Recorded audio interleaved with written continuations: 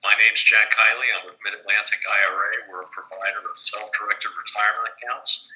And we're here today with Charles Sells of the PIP Group.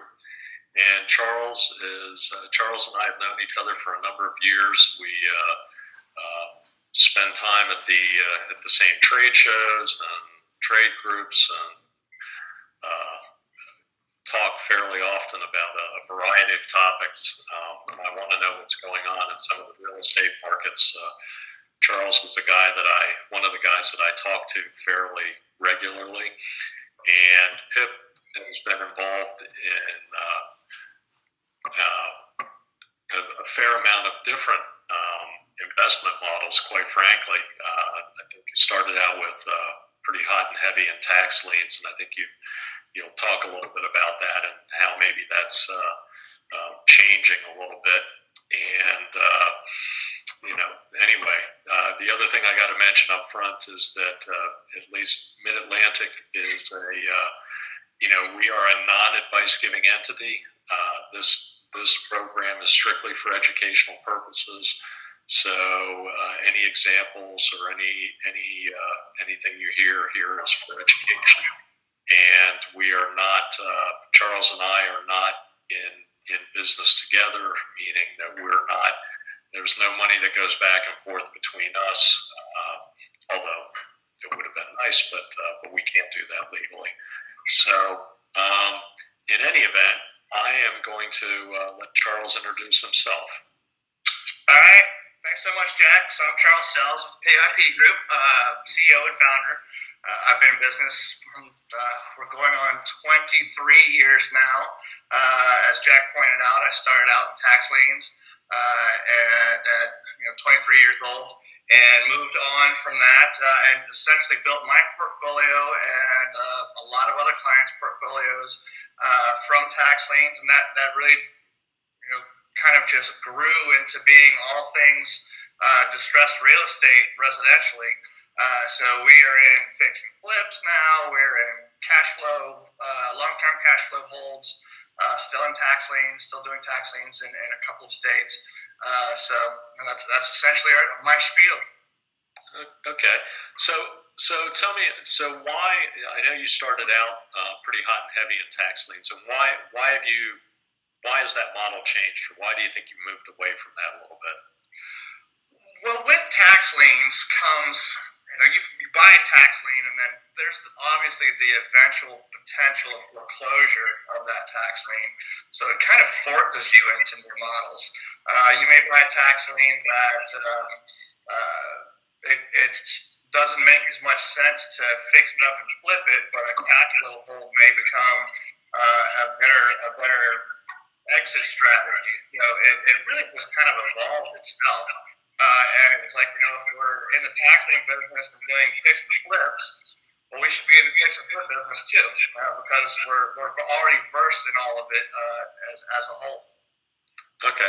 So, and I understand, and I always get this I always get this backwards. I know that there are, when you're talking about tax liens, there's two states either are judicial or something else, which I can never remember. And there's a big difference between the two. Can you just spend a minute on that or so? Well, there is. So every state is different. You're in probably one of the more convoluted of them out there. When we talk about judicial foreclosure, that essentially means that once a tax lien has matured or you have earned the right to foreclose, you actually have to go through a court process to do that. A state like Illinois is like that. Florida is somewhat of a hybrid like that. Georgia is like that. But then you have other states like Mississippi where it's essentially just the application for the property, or South Carolina, which is where I live, where you essentially just file an application, a notice of conveyance, and the deed is transferred over to you. I see. So, and for those of you that don't know, I'm located in Maryland, and Maryland and District of Columbia tend to be, and New Jersey, which is not far away, I'm sure tend to be very difficult states to do this. And most of the states, or most of the clients that we have that are engaged in tax liens seem to be in areas, Georgia, South Carolina seems to be big. to say Ohio for some reason, and I might be a little off there, but it seems like there's definitely certain states that are more popular than others, and I guess the reason for that is just the ease of being able to acquire the property eventually. There's a lot of different variables. So I came into this business before the internet, so that changed the model a lot as well. Florida used to be a phenomenal state to buy tax liens. They paid 5% of a penalty if it was redeemed the next day, and then you could get an additional 18% on that, or excuse me, an additional 14% on that over the course of the year.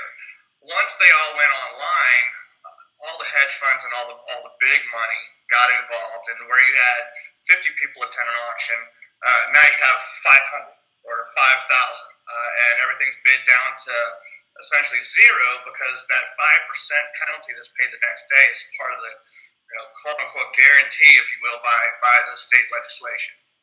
Okay, so for those of you who are not familiar with tax liens, the big years ago when I started looking at these, and quite honestly, I have never bought a tax lien, but when I started looking at them, the attraction was that every jurisdiction had attached to these things sort of a statutory rate of interest that you were guaranteed to get, and you could, if you had to foreclose, you could pile on the costs of actually the judicial, the legal costs of doing that.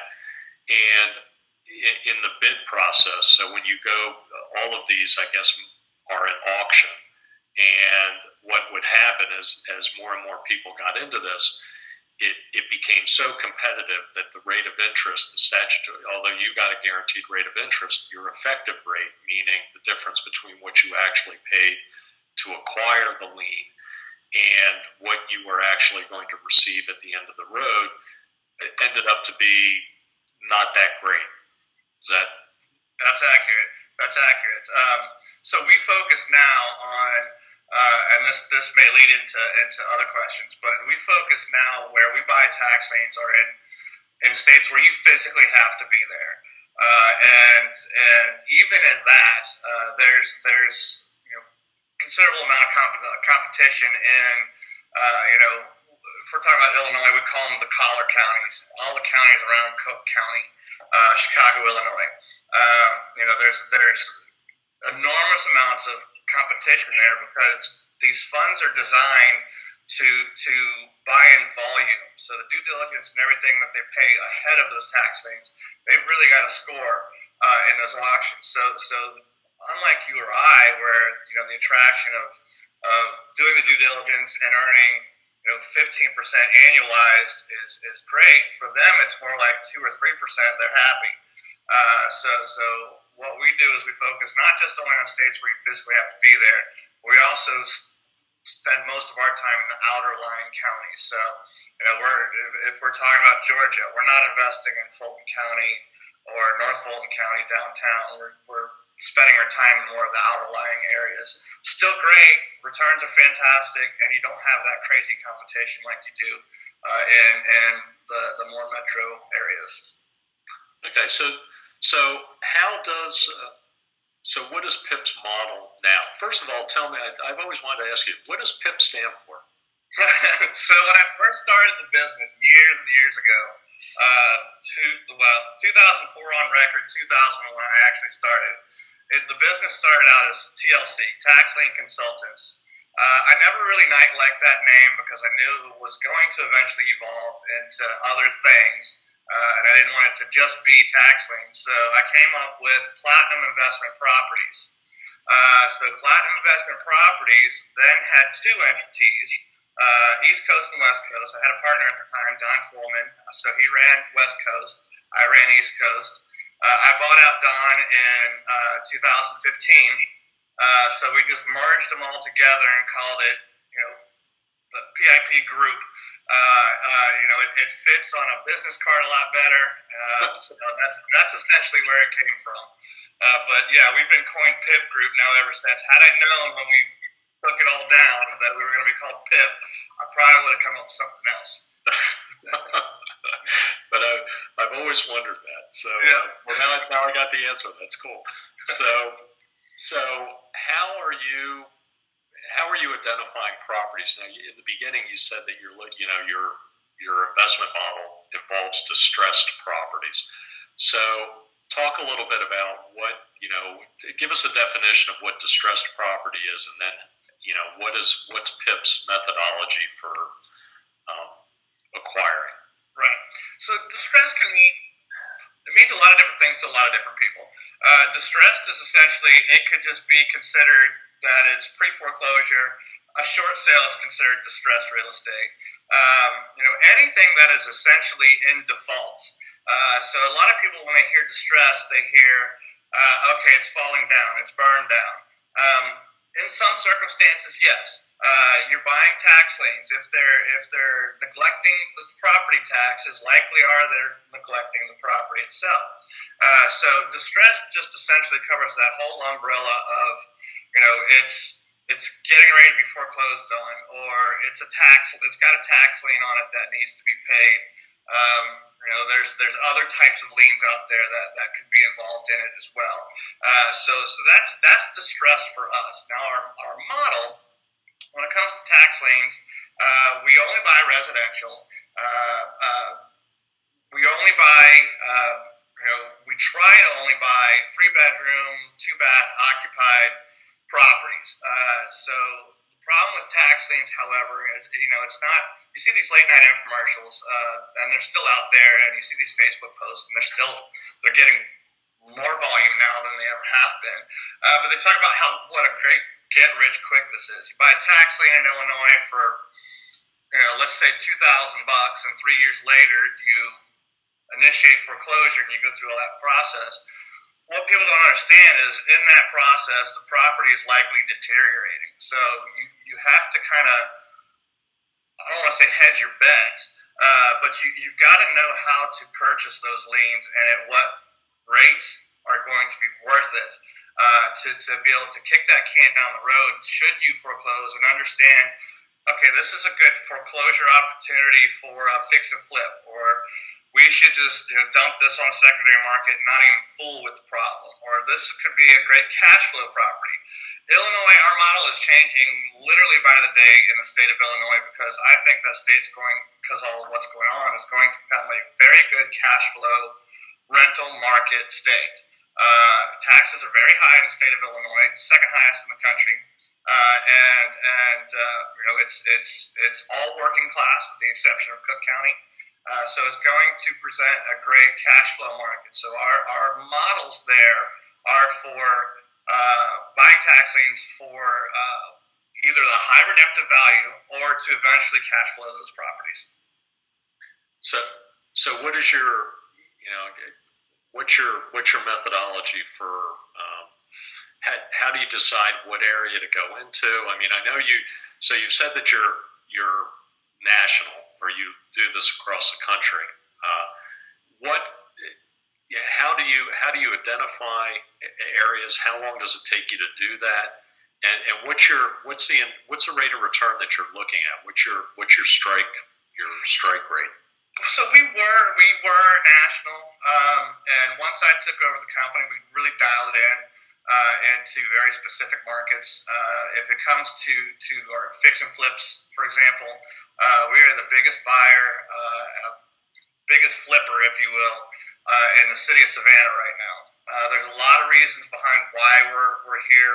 One, it's not going to be nearly as hard hit as most areas are going to be, the larger cities, as we start coming out of these riot protests, COVID, killer bees crisis.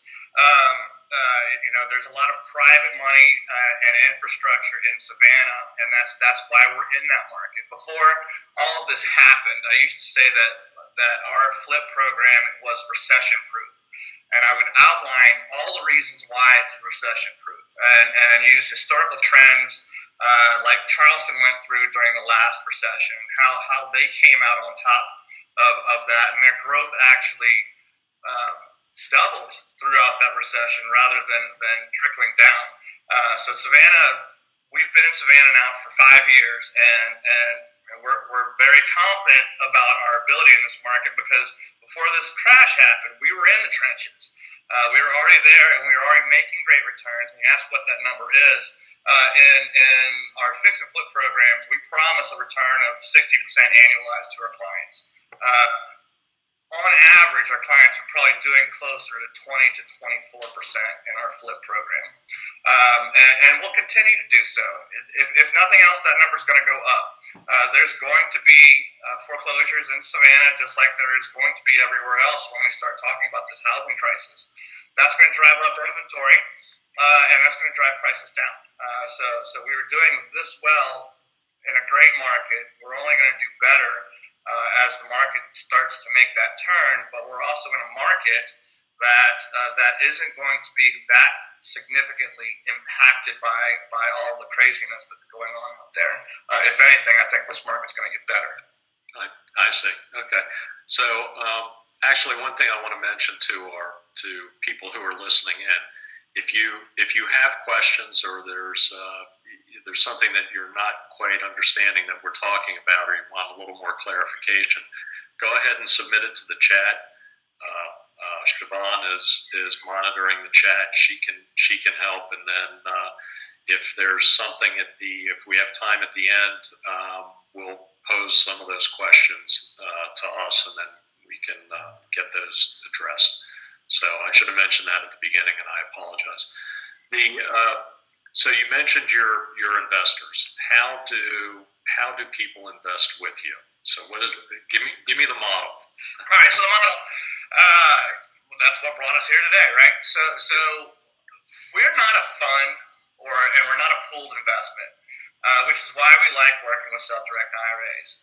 So the investment is owned by the client, if you will, and if that's MidAtlantic, FBO, John Smith, that's who owns that investment. So how the model works, we're essentially paid on the performance of the investment.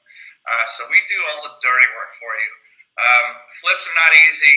Tax liens are nearly impossible. Our tax lien business accounts for 80% of our overhead, but probably only 20% of our managed assets. So it's a very expensive game to play in the tax lien business, but it's how I got here, so that's why we're doing it. So anyhow, as an investor, you essentially come to us and say, hey, I've got some money parked at MidAtlantic. I'd like to deploy into your next season of Illinois tax liens, which would be coming up in October, November time period. We then put an agency agreement together saying you own the assets. They flow through MidAtlantic, and we go place those funds in tax lien certificates in Illinois, if that's the investment you're interested in. And those certificates are then held at our office. So those can redeem at any given time. So at any given week, we're processing 200, 300, 400 tax lien certificates that have redeemed and have to be paid. So all that accounting comes through our office. We have to then physically provide the tax lien certificate back to the county. They accept it. They send us a check. We then send that check, which is payable again to you or to your MidAtlantic account, and then we send that to MidAtlantic, and they deposit that money. Okay, so the lien or the certificate or whatever the document is, it sounds to me like there's a contract, there's an agency contract with PIP, and then the investor is effectively the owner of the lien or the property or whatever. Is that right? Correct. So everything we're essentially we're titled as a servicing agent. So everything is your money, it's your investment. If you say one day, hey Charles, I just don't like you on camera, I want to take my money elsewhere, that's for you to do, for you to decide. Now, obviously, there's legalities there that you have to give us 90 days to try and let us fix what we did wrong, or make myself look prettier on camera for you, whatever the case may be. But that's essentially how it works. So we just do all the dirty work behind the scenes, running contractors, handling all the legalese that goes with foreclosure of tax liens, anything that's involved with the investment. So essentially, what we're doing is allowing people who have really wanted to be involved in the legitimate side of these businesses of distressed real estate. We're giving them an opportunity to be successful by allowing us to make it passive on their behalf. They literally have to have no involvement whatsoever. Everything is done on their behalf, and then we're paid a performance bonus based on the success of the investment. Okay, so all right, so that makes sense. So to sort of sum that up, the actual owner of the investment. So somebody engages with you about the they want to passively, actually, I guess, really get into rehabbing or acquiring liens or what have you. That is actually the owner of either the property or the lien is either the individual, whoever the investor is. Secondarily, there's a contract with PIP to do the grunt work. So you're the boots on the ground, and for that, obviously, you get paid because nobody works for free. And there's some sort of performance split or something if you achieve a certain rate of return. Is that right? Okay. Right. Yeah. Okay. So is this a private placement, or is this does it rise to that level, or? It's more or less considered private placement. Again, we're a servicing agent, so it's no different than if you were to contact me and say, Charles, let's go to an auction together. I've got this money here. I want to help you place it, or I want to be there to place it, and then I want you to handle all the stuff that goes on with it behind the scenes. And then once we're all said and done with it, we're agreeing to pay you X. So we're essentially just taking all of that out of your hands. And I see one question coming up that, are the liens researched by us, or are they picked from an inventory? We do everything on a first come first served basis. The due diligence that we do for acquiring liens is it's primarily data driven, because there's literally, on any given Illinois season, there's over 100,000 liens that you can buy. Sorry, my connection's just kind of going out on my computer here. So we do a lot of data mining, if you will, on the purchase of tax liens. We're looking for things like, is it occupied? Is it has it decreased in value a lot over the last couple of assessments? Has it increased? Has it fallen into tax sales before? Has it, are we the first lien buyer, or is there another one? Have they been redeeming when they fall behind? I mean, a lot of people just have a habit of not paying their bills on time. So you can see 10 years of unpaid taxes, but then they get redeemed every year after they go to sale. So that's kind of we look at that and say, okay, yeah, that's a go. We're going to buy that because we know it's going to redeem. Because in the state of Illinois, we want them to redeem as much as possible. I see. Okay, so this is there's two. You've got the liens, which are kind of decreasing. The distressed properties side of things, which is probably increasing a little bit. What is, from start to finish, how long does an investment take, roughly? If we're talking about tax liens, we say that it's a minimum of a 5-year commitment. And the reason being is, depending on the state, again, we've been talking mostly about Illinois today. You've got the year you buy it, and then you've got 2 more before you can actually physically foreclose on that property. And then you've got a year of foreclosure processes, and then you got a year of fixing or renting or however you're going to liquidate that asset. So that's a 5-year commitment. If we're talking about fix and flips, we say 9 to 12 months. We're acquiring almost immediately. The only holdup on that is banks tend to take their time about getting the deeds over to you. So once we buy, we're not going to touch that until we have a deed in our hands. And that's just something we learned from the last recession, the boiler room foreclosures, where paperwork wasn't done right. So we have to make sure that everything's in check before we put another dollar into that property. And then 3 months to rehab it, and then call it another 3 to 6 to get it sold. Now, we did have a record breaker, interestingly enough, today. We turned it around in 32 days.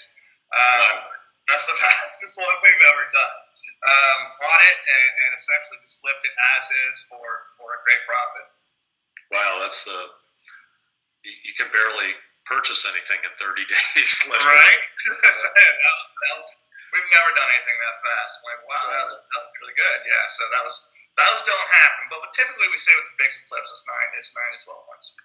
So from the investor's point of view, the investor is strictly passive. So whether it's an IRA or a retirement plan or an individual, the investor is strictly passive in this. Strictly passive, and that's why we like SDIRA so much, because most of those guys have the money parked there, and girls have the money parked there, and they just don't know how to put it to work and to deploy it, and they don't want the headaches of having to do it, which is why stock markets are so popular, because it's there. You don't have to think about it.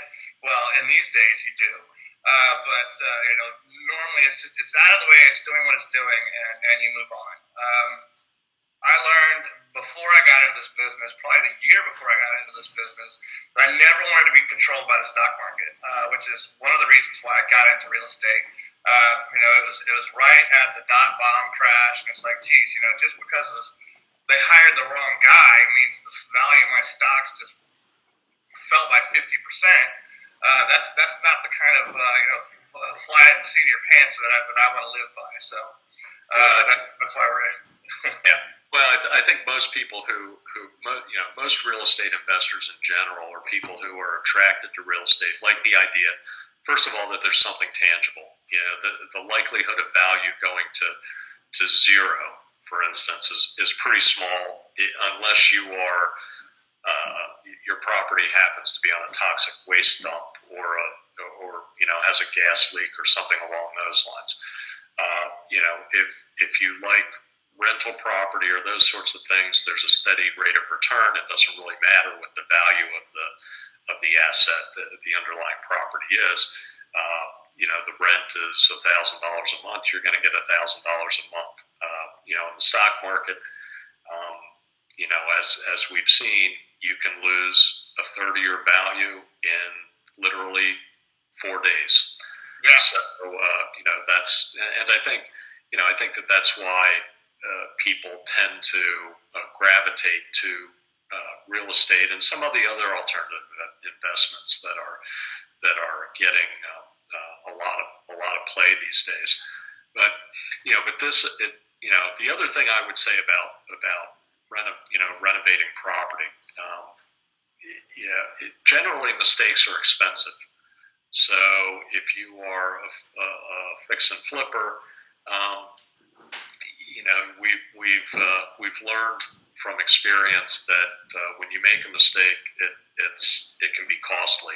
So getting involved with somebody who's got a track record and has done it over time is a huge advantage. And I know when I speak at even local real estate groups, I find some of the best models are actually partnering or joint ventures or some sort of an agreement with somebody that is seasoned in the business because they generally have contacts, they have crews, or they can get better pricing, and a lot of times just a second set of eyes on things is helpful.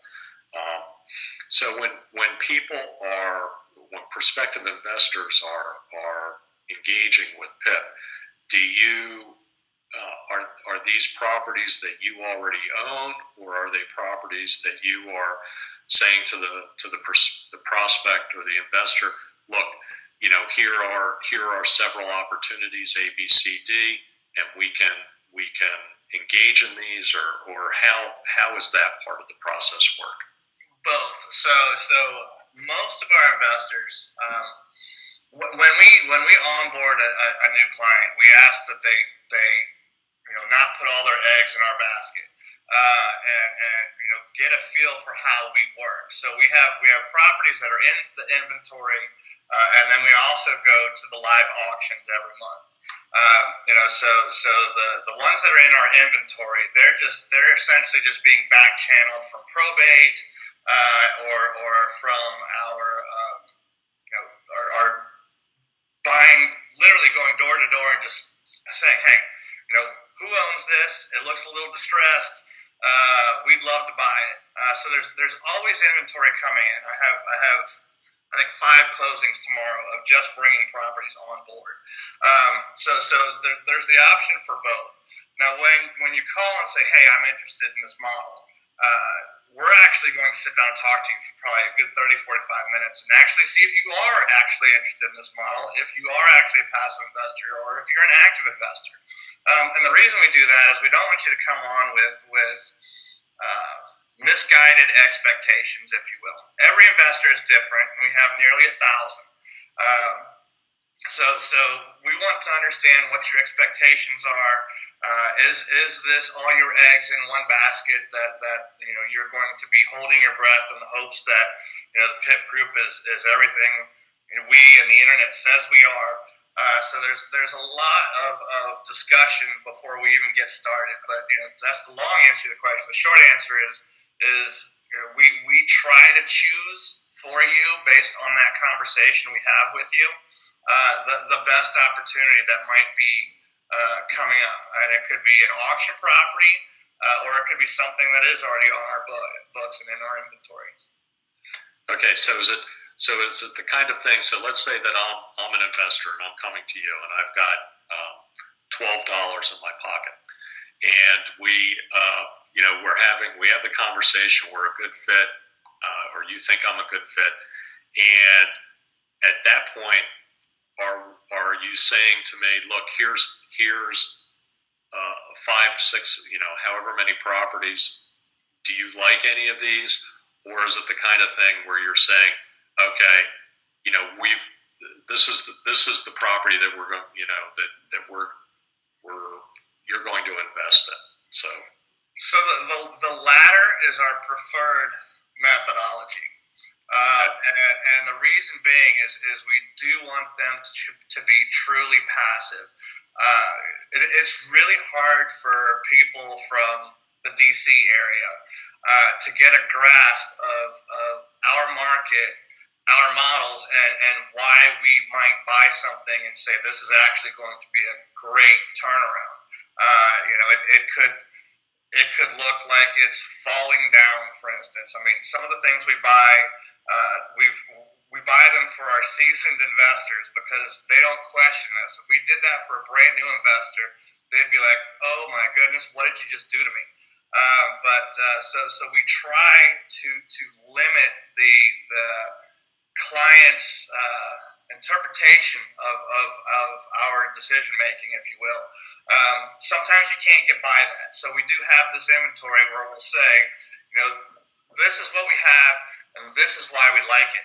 Because we just sold one 2 doors down, flipped it, for a 30% profit, and we can do that again for you. But since you want to do your own due diligence, go do it. Here are your comps, and it gives just again, it's a comfort level for the investor coming in new, not knowing us.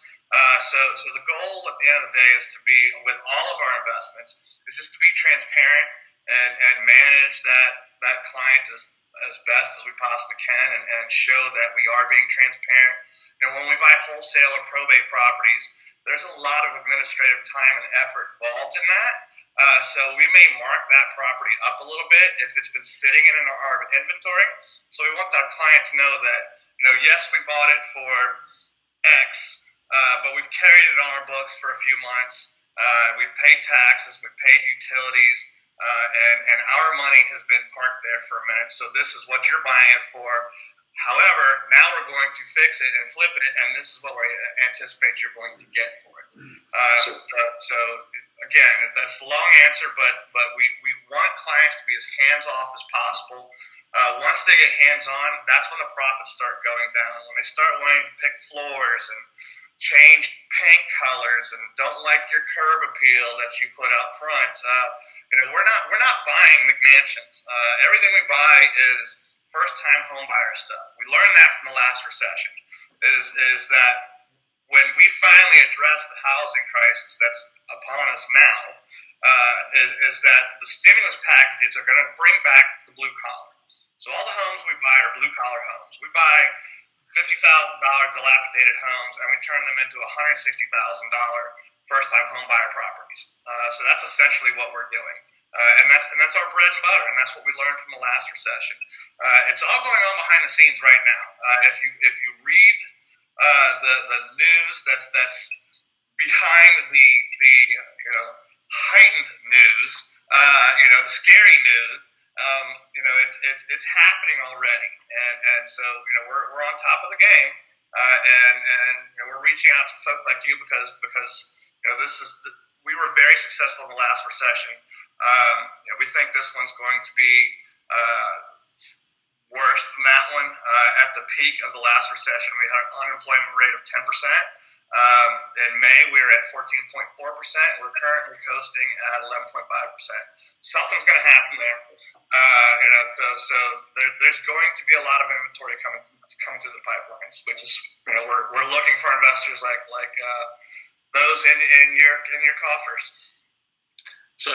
So what is the if we're looking at a long over the course of a rehab, and you mentioned that you want your transparency, and is there a follow-up process or is there an updating process? How does that work? That's a great question. That's a very good question. So again, it used to be before I took over the company, it was a very manual process, and I think the difference between success and failure with guys like us is that transparency. So what we did is we spent 3 years building a platform, an internet interface, if you will. So you don't have to call us, you don't have to email us. It's all right there. The invoices for the appliances, the bid rates that we get if we're using subs. Most of our folks are our crews. We have 6 crews in Savannah right now. We have 5 crews in Savannah right now. We just had to let one go. But it's all right there, before, during, and after pictures. So you see everything happening in real time. And then if you do have a question, you say, hey, why did you guys take that wall out? And just out of curiosity, that's usually when we get the phone calls. And it's usually to say, well, open floor concepts are the thing of now, so that's why we took that wall out. We put a wall in because now it's a 3-2 versus a 3-1.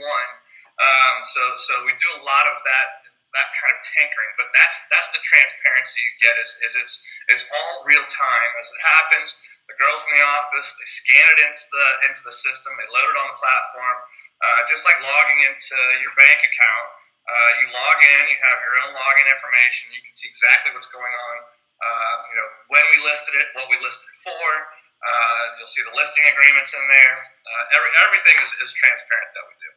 So if I just want to make sure I heard this right.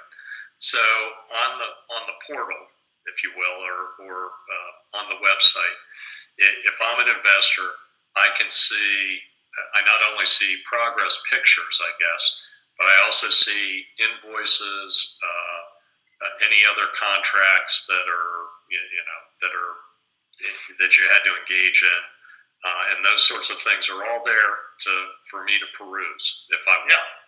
Wow. Yeah. Okay. That's all there. Mm-hmm. All right. That's cool. That's cool. And I would, it's kind of interesting because I think the best rehab models that I see, and I've seen a fair number, they tend to, people have a niche, so good rehabbers, they stay in their box, whether it's 3 2s or 3 1s or kitchens look the same. And I think one of the things that people, especially if you're out of your market,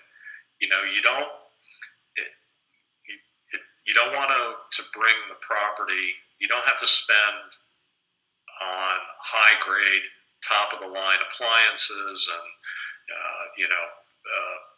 fixtures and all those sorts of things. You need functional because especially the first time home buyer is not, they're not looking at top of the line fixtures. They want to get into a home. They recognize that it's not their last house as well.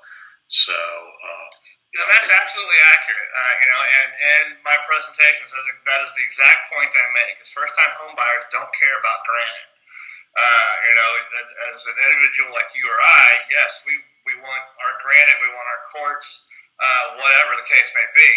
But nice looking Formica, or what we're doing right now, a lot of for even cheaper than Formica, which looks fantastic, is we're doing butcher block countertops and everything. It looks great. It looks modern, and it costs less than Formica. So we're doing that a lot right now. But it's about staying current. Yellow brass is obviously way out. So everything we do has a nickel finish. Every house gets the same color paint, inside and sometimes out, depending on the neighborhood. Inside, they are absolutely getting the same color paint. We have a light French gray and white trim, and that's it. Every house is getting that. White cabinets. So there's never any, and that's why we're able to be so successful. Is because we just move. We're not picking out things for every single property. It's the same thing going in and in. And that's the difference between being successful in this business and not being successful. I've gotten caught up emotionally in properties, and those are the ones that you lose on. We take the loss. The investor doesn't take the loss because it's our mistake. But that's to your point. These guys are first-time home buyers. They don't care about the glitz and glam. They want to own their first home. Okay, well that's cool. That's a great that's a great summary of how the process works. So in the retirement plan world, of course, we've got there's two broad sets of compliance issues. One deals with what the IRA or the retirement plan can buy or not buy, and that's not a problem here at all. The other set of rules deals with the interaction between the account and disqualified persons, and again, that's not really a problem here either. If you're passive, many of the people with MidAtlantic, we started in the Washington D.C., Baltimore metro area, which are actually two very, very different markets.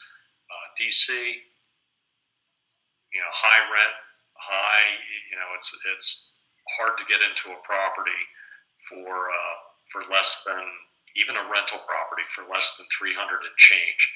Baltimore, not so much. It's a lot easier.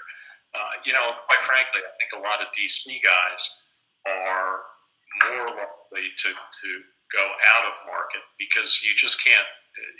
It just doesn't cash flow if you're looking at a rental situation. And even in rehabbing, if you're going to put in $350,000, it's going to cost you $150,000 to rehab, and then you're going to sell at $700 or $750. I mean, that's a high price ticket. and a lot of other areas, either in the Midwest or in the South, you can do it very comfortably on a smaller amount of money. What would you say is the average investment that with PIP? So our minimum is 100,000, but that probably isn't the average. Our average is probably closer to 250 to 3. The sweet spot is 100 though. So we're like I said, we're going to buy it between $50,000 and $80,000, and we're gonna put that difference to work in the repairs of the property, and then we're gonna relist it and resell it for anywhere from $139 to $179. So that's our sweet spot. I'm gonna disappear for 2 seconds. The table isn't charging, so I gotta plug my computer in. All right. So while you're hiding, I'll ask another question. I know with a lot of totally there you. Okay. So welcome back. That was a short bathroom break. Right now, I'm actually doing site inspections in Savannah today, so I'm staying at a hotel here in Savannah. And you know how they have the pluggers that are in the table that it's not working? My computer was saying I was about to die. So, the question I was going to ask you is that a lot of, especially with private placements, some people or organizations will allow you, if you have a $100,000 minimum, they may allow you to invest a part of that with personal funds, and meaning taxable money, and a part with retirement plan money. Are you amenable to that or not? Absolutely. So the way PIP recognizes the investment, if you will, is as a single investment. We don't care what's going on the backside of it. That being, if MidAtlantic owns 60% and the other 40% were cash. We even have some clients that have leveraged the capital through a private money lender. And again, we only recognize how it's come to us and how we perform with it. So we don't look at it as, okay, John Smith owns 60% of it, and the other 40% was leveraged capital through a private lender. That's on him. So that's that. We don't even see that as it comes through our channels. Okay, so all right, so that's that's helpful, because many times I know people have, especially smaller amounts of money in retirement plans. One of the questions I always get asked a lot is, I want to get into real estate. I want to use my retirement plan to invest in real estate, but I've only got $40,000 or $50,000. How? What's an easy way to do it? And the short answer is, well, there aren't easy ways to do it, but there are ways to do it. So one of the ways to do it would be, you could look at a program like this, for instance, and invest partially with retirement plan money and partially with taxable money. So right. Okay, all right. We covered the process. Usually, it takes about 12 months or so. You're looking at rates of return somewhere. Your target is somewhere around, if I heard you right, 16 to 18. Is that right? 16 is in our flip. 16 is the promised amount. The target is usually 20 to 24. But as good as we are, we still make mistakes. So there will be times where we'll carry something on the market longer than we expected it to, so that annualization starts to shrink a little bit, and we make up that. So we're obviously a volume business. So the investor doesn't see that until they see essentially the HUD statement. After the HUD statement, when we send them the final accounting and say, hey, you know what? You actually only made 14% on that investment annualized. So PIP is going to make up those 2 points. So we do that. That happens to us about 7% of the time in 2019. I don't think it'll happen at all for us in 21 because the inventory, again, it's just going to get so much better, which means competition or pricing is going to go down.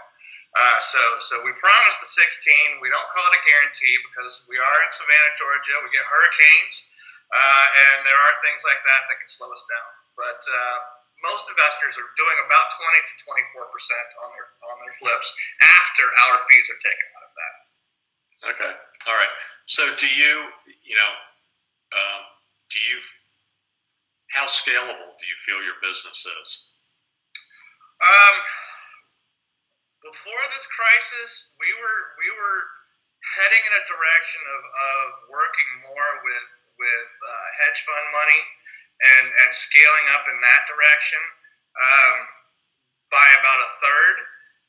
With this crisis, we have already expanded into 2 other markets, and we anticipate we'll double in the Savannah market. We essentially control the Savannah market right now. We as the biggest buyer of foreclosed properties and as the biggest flipper of any kind of property, and we expect in the next 12 to 18 months to at least double our size here. There was plenty of inventory in the city before, and there's just going to be even more now. The values won't go down again.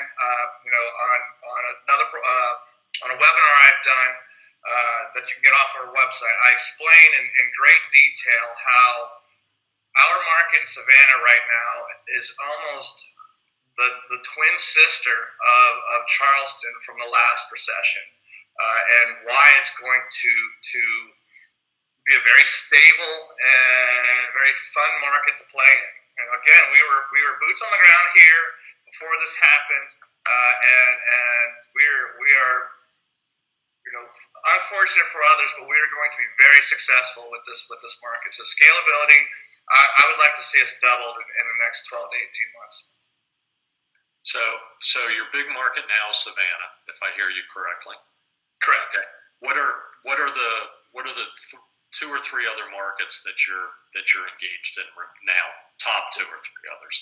We're in Augusta, and we're in the Triad area of North Carolina, so Winston-Salem, Greensboro area. That market we will probably scale back and put more of those troops to work in Savannah because they already had a too much on-market opportunity, if you will, that hurts our business. I mean, the secret to our sauce is that we buy most of our stuff off market, so there's no competition other than the tax or other than the foreclosure auctions, and even at that, we're the biggest buyer there, so we're able to spend a little bit more than the average guy because the average guy is planning to do the rehab himself, and he's going to get beat up on subs and everything else. So those are the markets we're primarily in right now. Okay, so primarily Georgia, right? If I got my geography right. Yep, Savannah, Georgia, and North Carolina. Yep. Okay, all right. Which are hot markets and states that are population-wise that are growing, and yep. And I'm not sure of this, and there might be others on the call. So when you said the Triad area, that's not the same as a research triangle in North Carolina, correct? No. Okay. Triad's kind of mid-state, if you will. Okay, and what again were those cities? You said Greensboro? Winston-Salem, Greensboro, and the third one I can never remember. Okay. All right. So that's right, because the research triangle is what? Raleigh, Durham, and Chapel Hill, I guess. Yep. Mm-hmm. Basketball capital of the world. Right, exactly. Yeah. So to touch on that, you mentioned it before that opportunities might not be in your state.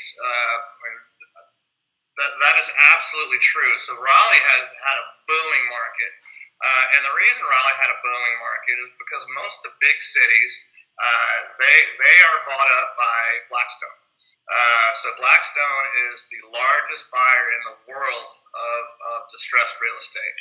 So the reason Dallas was doing so well, San Antonio was doing so well, is because you have big dollars in there. And again, like with tax liens, their margins are much smaller than you or I can survive off of.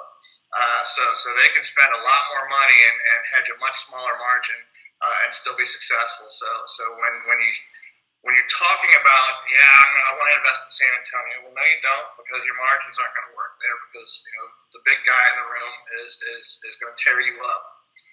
So that's why we're in the areas that we're in. There's still great markets, but again, with little old PIP, we're the biggest buyer in our market.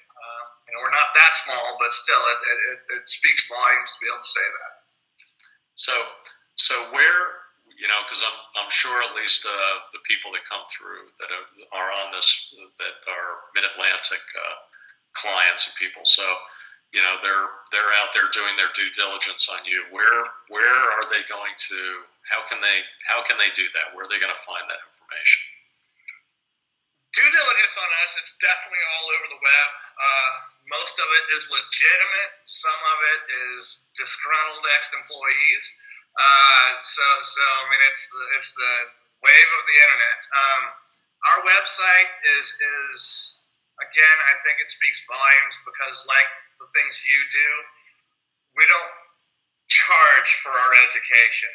We just want you to be knowledgeable, whether you invest with us or not. So everything you find on our website is not overpitched or overhyped. There's never a hard sell if you call our office. Better Business Bureau is a good one as well. I mean, we're an accredited business. I'd be the first to say that before some of these blog spots popped up and we had disgruntled ex-employees pop up on these blog sites, that I thought BBB was a pay-to-play website. Once we went with it, it definitely changed my mind. I didn't realize only 10% of private businesses actually qualified to be an accredited business with BBB. I've never been through an audit, but it sure felt like one to be able to get that accreditation. So there's a lot definitely you can find on us out there. And again, our website, we try to post at least one property per month, just to kind of show, not necessarily the trends, but what we're buying and why we're buying it. And when you get in there, you can click on read the full story, and it gives you all the accounting information, when we bought it, what we bought it for, how much we put into rehab, how many days it's out on the market, and how we calculate that return. So that's all available to anybody that wants it. And again, when you subscribe to our webinars, yes, we're going to capture your email, but you're not going to pay anything for that education. And quite honestly, some of the stuff we put on there, other companies are charging, $3,000-$4,000 for a one-day workshop to provide less than what we provide on those webinars. Well, it's the internet is the old buyer beware, and that's unfortunately that's kind of the way. That's just a way of life. One of the things that attracts me to the your model, and there are obviously there are others that that do this, is the idea that, at least from a self-directed standpoint, that you can be totally passive in this. So you can invest in real estate. It allows you to look at, this model allows you to look at other markets, which is, at least in the, a lot of our clients, again, are Northeast. So from DC on up through New York, we're in the high rent district. We have a lot of clients on the West Coast, another high rent district. So many of these clients are looking at real estate investments and either rehabbing or turnkey, quite frankly, rental real estate in more affordable markets. And it sounds to me as if you're looking at those affordable markets fairly aggressively as well. From our perspective, the process is actually the IRA would, if if there's an account set up with us, we're a little different than a lot of other providers. Is that when somebody sets up an account with us, they are assigned to an account rep in our office, and it's that person's job to get the whoever who is to get the investor or the account holder whatever they need from our end. So whether it's forms or they're contributing money, distributing money, buying assets, taking distributions, it's that person's job to help the client do that. So when we're looking at investments, for instance, with PIP, it sounds to me as if the client, there's actually two agreements. One is the actual purchase of whatever the asset is. So that's a real estate asset or a lien or certificate in some fashion. And then the other is an agency agreement with PIP to do the work. And I'm going to loosely liken that to hiring a general contractor. And that is a very, very loose, it's the same conceptually, it's the same thing in that PIP in this is going to do all of the work, right? It sounds like to rehab the property or get it to a saleable position. And then when it sells, the money flows back into the account. Okay, so that's, in a very general sense, it sounds like that's a process. That's exactly the process. Mm-hmm. Okay, great. Before we close out, what are the pitfalls? What are anything that we haven't talked about? I mean, I tried to point out maybe some of the not so nice things, but anything that we missed. What question should I have asked that I didn't? I mean, there's risk with everything, right?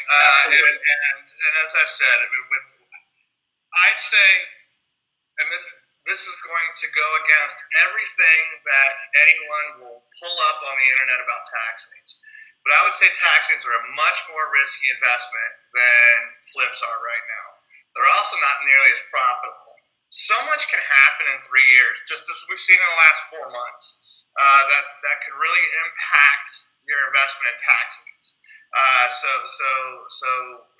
Right now, because of how the economy was doing and where it's going, tangible assets, we talked about it before, I think we even got on the call. Tangible assets is something that I too prefer as a real estate investor. I can put my hands on it and I can say, okay, I bought it right.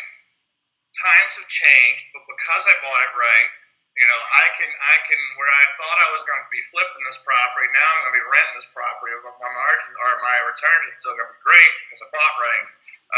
It's never about the repairs. It's always about buying right. It is about the repairs, but if you didn't buy right and you spent too much to begin with, you're already behind the 8 ball. Pitfall wise, it's really, like I said earlier, I used to call what we do recession-proof investing. Now I got to put my money where my mouth is, and see if all these things we've built through in the last, since 2008 when the last recession hit, if that model that we put in place then is going to work with what's going to happen now. I think it is. So pitfalls, I would say, tax liens are great, fix and flips are better right now. As long as all these layers of protection are in place, things should be fine. When it comes to investors doing this themselves, I would say be very wary about what's going to come through your social channels, come through even other webinars. We saw it in 2008 where just these mom and pop shops just pop up out of nowhere, fly by night, snake charmers, and I've seen some of the smartest people I know fall for these tactics, and they're coming. I got one today in my email I can't even remember what it's called, but essentially this couple who are pitching coaching, and they've only been investing in flips for 3 years, but they're labeling themselves as pros. So pitfall. Just be careful of what's out there, and if you don't have the experience, I would say definitely go with somebody who does, who's been in the trenches and has a track record and is a verifiable track record. That's a big one. Is we'll give you, if you challenge us, we'll give you the addresses. Everything we do is on public record. So it's not like we can flub the numbers at all. It's all right there in public records. A lot of the stuff that's out there, they're selling you an idea, not a reality. So as people try to get into this type of business, because they are going to recognize there's a heck of a lot of opportunity coming down the pipeline. I just say if it sounds too good to be true, it most likely is. So I'm looking at the chat. So I'm going to go through a couple of questions here, and I think actually this is a good one, and I should have asked this earlier. So back to what I said before. Of course, nobody works for free. So how does PIP get paid? So on the tax liens, there's an acquisition fee, and then there's a management fee throughout the life of the liens, and then we take a percentage of the profits of a foreclosure or a cash flow. Depending on the level you want to come in at, I believe the acquisition fee is 6% and 8%. So your first year return on those liens that are purchased will be anywhere from 18 to 22%. And again, you'd have to go back and watch an Illinois tax lien webinar to see how those numbers work. For fix and flips, we just changed it. There's a 3% or a 6% acquisition fee, but that is a pass-through fee. Why that's a pass-through fee is to be active in foreclosures. A lot of these folks that handle the foreclosure auctions, like auction.com, Zone, and some of the others, they pass on a buyer's fee. That's how they make their money. So that's going to be either 3% or 6%. So that's just essentially a pass-through. So with our fix and flips, it is strictly based on the performance of the investment. So we charge, I believe it's 30% or 35% of the net profits of sales. So that's the net profits of sale. And with that, we're still getting you to around 20 to 24% turnaround on your money. So when you say net profit, you mean what we're talking about is the difference between total cost, that's cost to acquire, cost to renovate, repair, whatever it is, and selling price. Yeah. Okay. Closing costs, everything else, that's all taken out, and we're actually paid through the HUD. So again, it's not like you have to then go to MidAtlantic and say, okay, I need to do a bill pay directive and pay a PIP for their service. It is so passive that we actually take that out in the closing. It's all taken care of by the closing attorneys. Money's wired back to your MidAtlantic account. Our performance bonus is wired to us, and we go on to the next one. Okay. And I see a question here, and I'm going to take this one because this is an IRA question, unless you want to answer it, of course. Not if it's the one I'm looking at. This is the one you're running away from. So I'm going to answer it. For sure. I don't even know what that means. If my IRA owns a property, it does a number of fix and flips, there's somewhere the IRS deems this to be a business and therefore susceptible to UBIT. Okay. So first thing is, for those of you that are unaware, UBIT is an acronym for Unrelated Business Income Tax. So there are certain instances in which an IRA may be subject to tax. One of them is if the IRA employs leverage. So if you have a rental property in the IRA that's owned by the IRA and there's a loan, not all the profits are derived from IRA money. Part of the profits are derived from the borrowed money. So the portion attributable to the net rental income attributable to the borrowed money is potentially taxable under UBIT.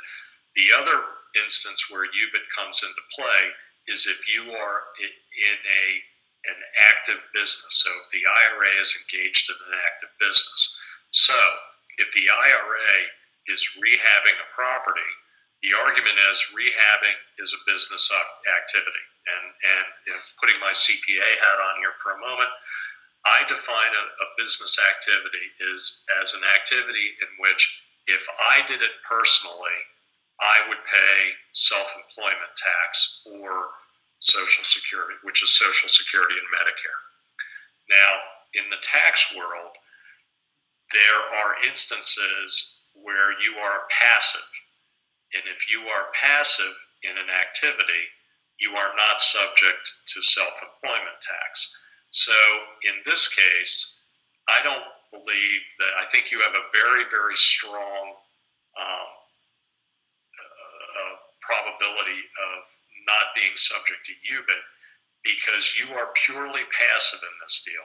In the way the model is set up, it's PIP who is doing all the work, making all the decisions, effectively doing all the minutia. You're just merely the money, okay? So,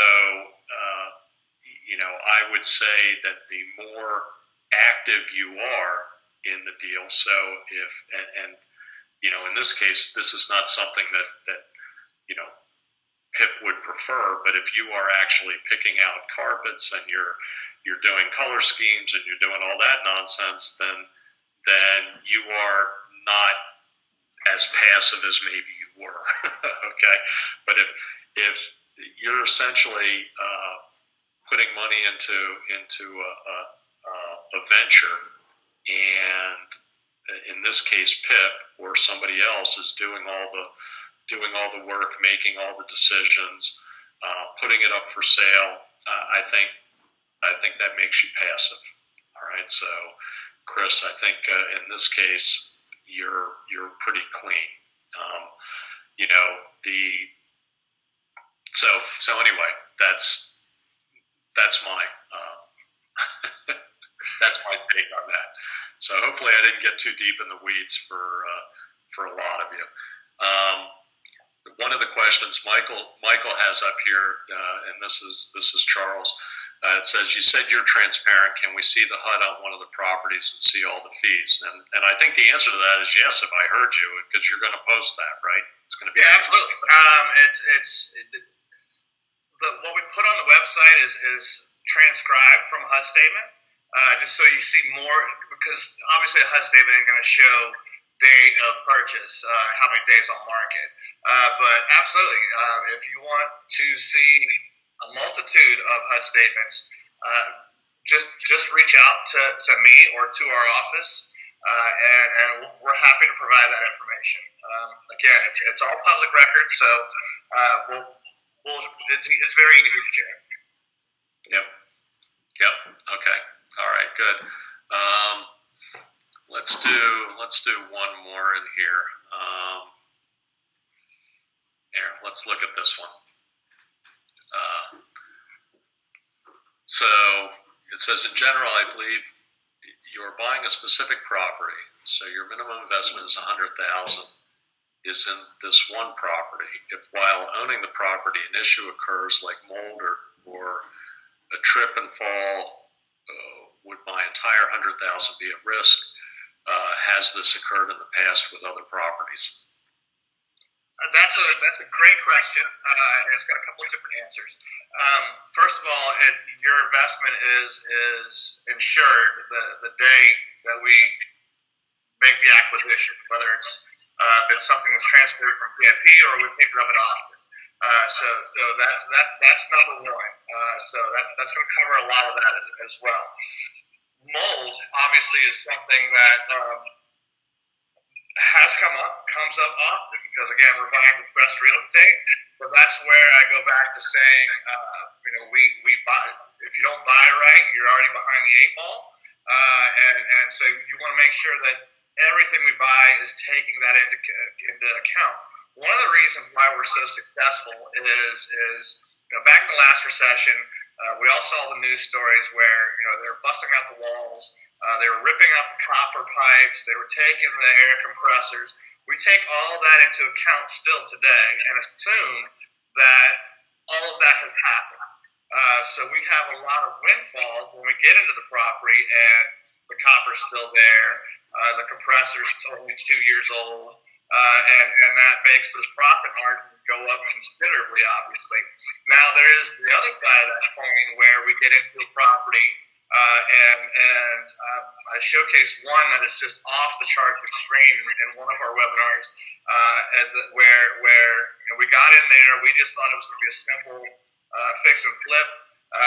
Cosmetically, we started taking the walls down, and it was just infested with termites.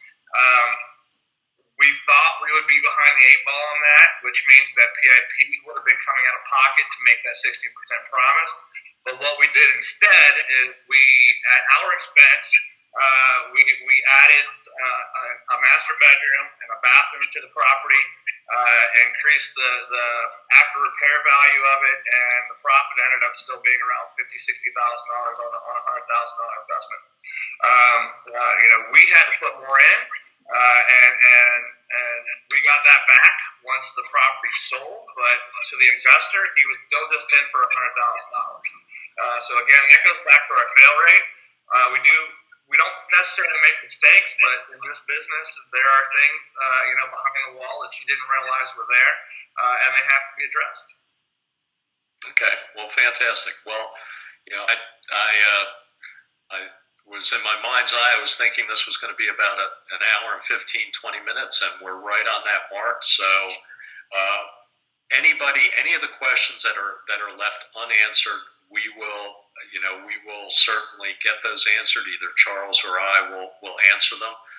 Siobhan, that'll be your task to make sure that both Charles and I get those questions.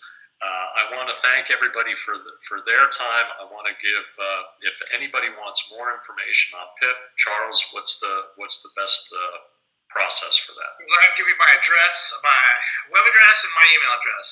It's pipgroup.com. That one's pretty easy. And then my email is charles@pipgroup.com.